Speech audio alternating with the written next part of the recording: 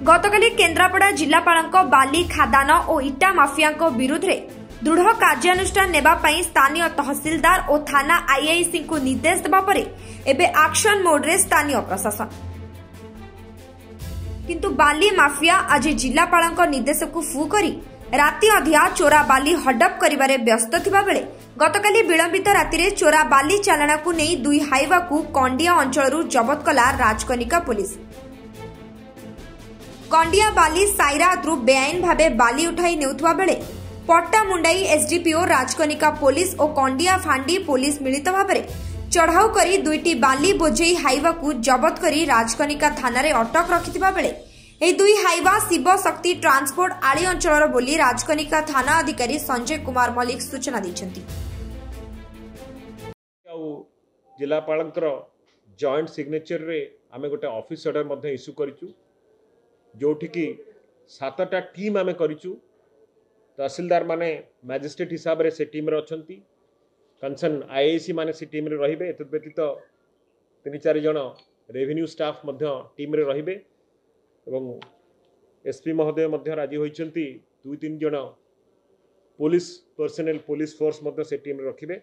ए team good को आमे भाग बांटी देइछु। हमर 29 गोटी सोर्स अछि, तादर 2टी सोर्स केवल सैरात उच्च जोटा आईनगत भाव कार्य करुच्ची आ 27टी सोर्स कार्य करू नाही। 8टी सोर्स डिफल्टर अछंती एवं अलगा सोर्स गुड़िक डीएसआर जाइछि एवं सेटा ऑक्शन हेले से माने कार्यक्रम हेबे। से जा होना कहीं आमे आजी कालीठू आजी भितरे आली आ केन्द्रापड़ा सदर अंचल 5 गोटी हाइवा 6 गोटी ट्रैक्टर जबत करिछु, थाना रे मध्य रखा जाइछि। महाकालपड़ा और गरदपुर इटाभाटी जो बेआईन भाव इटाभाटी करा जाइथिला 17टी इटाभाटी विरुद्ध रे जरिमाना आदाय करा जाइछि। महाकालपड़ार 15टी और गरदपुर 5टी इटाभाटी एवं मु जहाँ कहली फेब्रुआरी 15 तारिख रे आमे गरदपुर बिंचना और मार्सागाई तहसील तुणुपुर अंचल 24टी हाइवा एवं 4टी प्रोक्लेनर मेसीन मध्य जबत करा जाइथिला। आजिर निष्पत्ति अनुसार आरक्षी अधीक्षक एवं जिलापाल प्रतिदिन ये जो आमर 7टी टीम गठन करा जाइछि तांकर कार्य उपरे संध्या बेले आलोचना करिवे। टीम मेंबर मान संगे वर्चुअल मीटिंग करी आलोचना करिवे।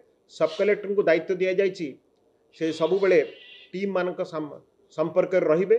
जदि कोठी एडिशनल मैन पावर की पुलिस फोर्स र आवश्यकता हुए ताहले तांको जोगे दिया जिवो। आमे सरकार निर्देश अनुजाई कौन सी बेआईन कार्यकलाप को जिले में बरदास्त करा जीवन नाही। बाली एवं खनिज पदार्थर अवैध उठाण एवं परिवहन कौन सी बेआईन जिनस को आमे बरदास्त करिबु नाही। एतद व्यतीत इटाभाटी जोड़ाक बेआईन भाव कार्य करुछंती तांको मध्यरे तांको विरुद्धरे मध्य दृष्टांतमूलक कार्यानुष्ठान ग्रहण करा जिवो। मु आपनक माध्यम रे केन्द्रापड़ार जो माने ये सब काम संपृक्त अछंती तांकु चेते देवा पई चाहूची। जदि आगामी दिन मानकरे से बेआईन भावे चालाण होथुबा बाली आउ इटाभाटी रे संपृक्त रुहंती ताहले तांको एगेंस्ट रे दृढ़ कार्यानुष्ठान आमे पुलिस प्रशासन एवं जिला प्रशासन मिलित उद्योग रे निया जिवो। केन्द्रापड़ारू नुरेखांक रिपोर्ट संस्टार टीवी।